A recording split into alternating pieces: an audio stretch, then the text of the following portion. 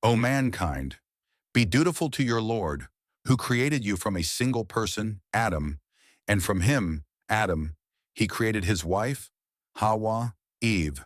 And from them both he created many men and women, and fear Allah, through whom you demand your mutual rights, and do not cut the relations of the wombs, kinship.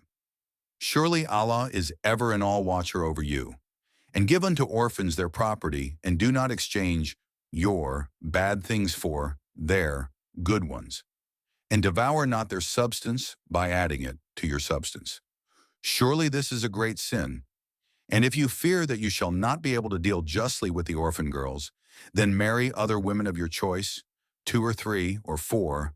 But if you fear that you shall not be able to deal justly with them, then only one, or the captives and the slaves that your right hands possess.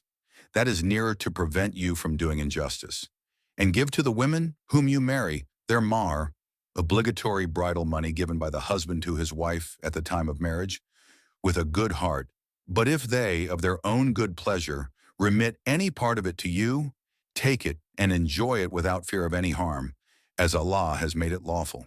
And give not unto the foolish your property, which Allah has made a means of support for you, but feed and clothe them therewith, and speak to them words of kindness and justice.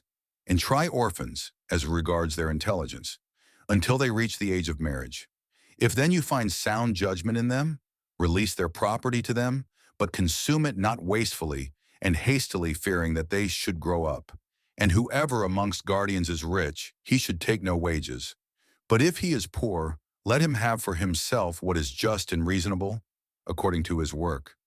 And when you release their property to them, take witness in their presence, and Allah is all sufficient in taking account. There is a share for men and a share for women from what is left by parents and those nearest related, whether the property be small or large, a legal share.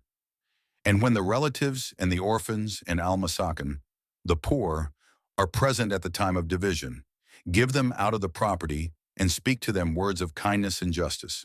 And let those, executors and guardians, have the same fear in their minds as they would have for their own, if they had left weak offspring behind.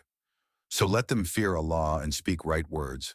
Verily, those who unjustly eat up the property of orphans, they eat up only a fire into their bellies, and they will be burnt in the blazing fire.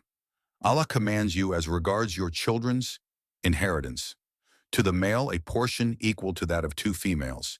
If there are only daughters, 2 or more, their share is 2/3 of the inheritance.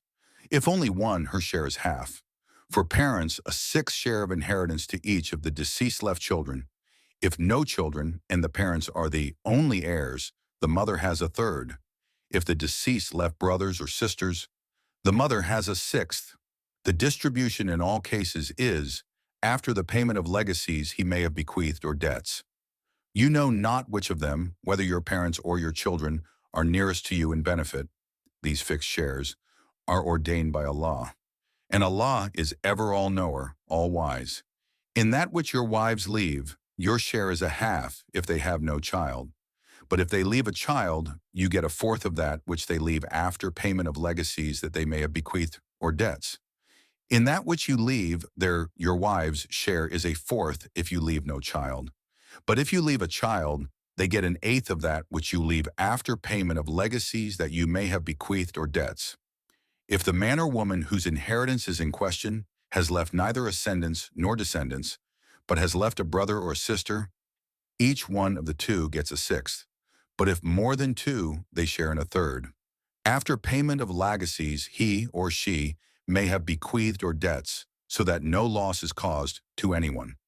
This is a commandment from Allah, and Allah is ever all-knowing, most forbearing. These are the limits set by Allah, or ordainments as regards laws of inheritance. And whosoever obeys Allah and his messenger, Muhammad, will be admitted to gardens under which rivers flow, in paradise, to abide therein, and that will be the great success. And whosoever disobeys Allah and his messenger, Muhammad, and transgresses his limits, he will cast him into the fire, to abide therein, and he shall have a disgraceful torment. And those of your women who commit illegal sexual intercourse, Take the evidence of 4 witnesses from amongst you against them. And if they testify, confine them, i.e., women, to houses until death comes to them, or Allah ordains for them some other way.